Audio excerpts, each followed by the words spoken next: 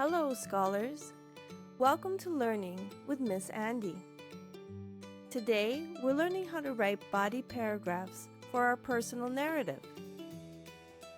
We're currently still working on the drafting stage of our personal narratives.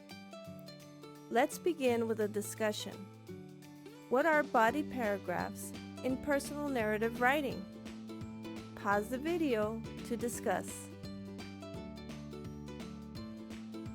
Body paragraphs in personal narratives are where writers develop and give more information about the main point of the story. Writers usually write personal narratives in chronological order. So what is chronological order? Pause the video to share your thoughts. Chronological order is a type of text structure writers use where they tell a story in the order in which it happened, like a timeline. Key words like first, then, next, and finally signal chronological order. Let's get started working on our body paragraphs. Hopefully you've watched the last two videos on personal narrative writing where we've covered brainstorming and writing our introduction. If you haven't, I suggest you take the time to do so that the rest of this video can make sense. In my previous videos, I've been giving you all an example of personal narrative writing with a story I've been constructing about a recital I played when I was a kid and forgot my song. Today, we'll develop that story with body paragraphs and a conclusion. My handy-dandy organizers for this lesson can be downloaded for free on Teachers Pay Teachers. Okay, writers, let's launch into our story. Before I begin writing my first paragraph, I like to write a few notes about the event I want my writing to focus on. I want to focus on telling my readers how I felt not being able to remember my song as I sat in front of the piano during my recital. I'm going to try and recall as many sensory details about this moment as I can. Here are my notes. The song I was playing was called Somewhere Over the Rainbow. I knew it really well just days before. Trying to remember the song felt like a tricky puzzle.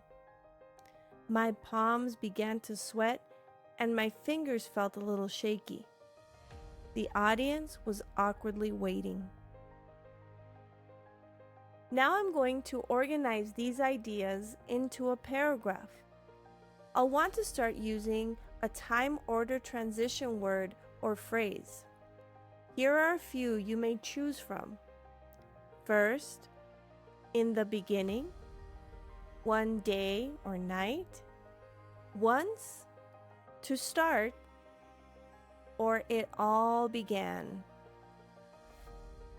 For my example, I'm going to select the transition word first. Here's my example.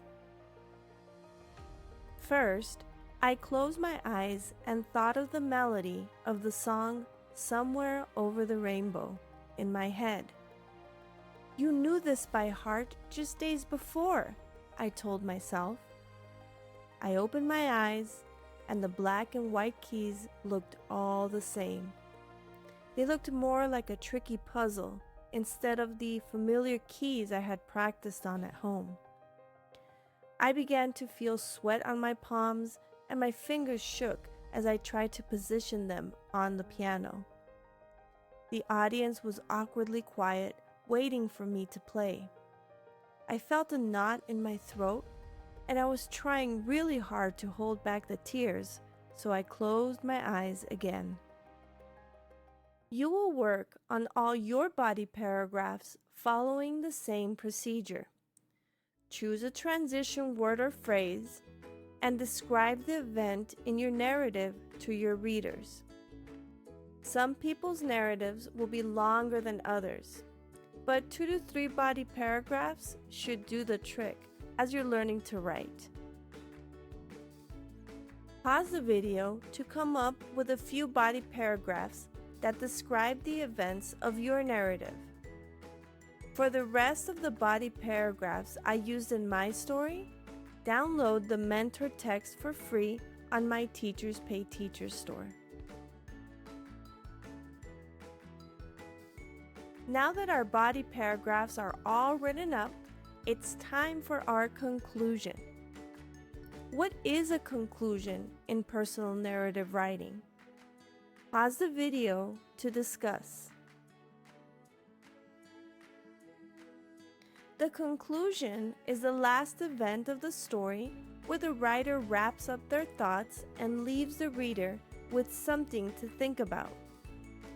Here are 3 ways that you can conclude your writing. Number 1. Share a lesson learned. Here is where you tell your readers something you learned after the experience you describe in your narrative. Here are some sentence starters that you could use. This experience taught me the importance of. Next time I'll know. I realized from this experience that. Number 2, end with a reflection. A reflection is when you think carefully about your experience and share with your readers some of your feelings as the story comes to an end. Some sentence starters you could use for a reflection are, I'll never forget this moment in my life. This experience will forever stay with me. I will always look back at this moment with feelings of. Number 3, close your writing with a hopeful outlook on the future. This conclusion shares with readers what you will always take with you from this experience, or how this experience will shape future events like the one you described in your narrative. Some sentence starters for this conclusion are, I hope someday too. In the future I would like. I'm looking forward to. Here is my example of my ending event and conclusion to my personal narrative. I decided to conclude my story with a lesson learned. In the end, when I played the last notes of Somewhere Over the Rainbow, everyone clapped. As I stood up to bow, my legs were still a little wobbly, but my heart felt like it could fly. Even though I forgot everything for a little while at the beginning, that first piano recital taught me something important. It showed me that even when you think you can't do something, sometimes all it takes is a little reminder and a few calming breaths to get you back on track.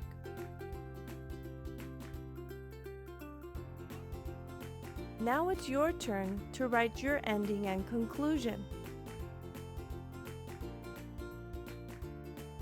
Look for my next video where we'll learn how to revise, edit, and publish our work. Great job working on your personal narratives today. As always, thanks for watching, and don't forget to learn more with Miss Andy.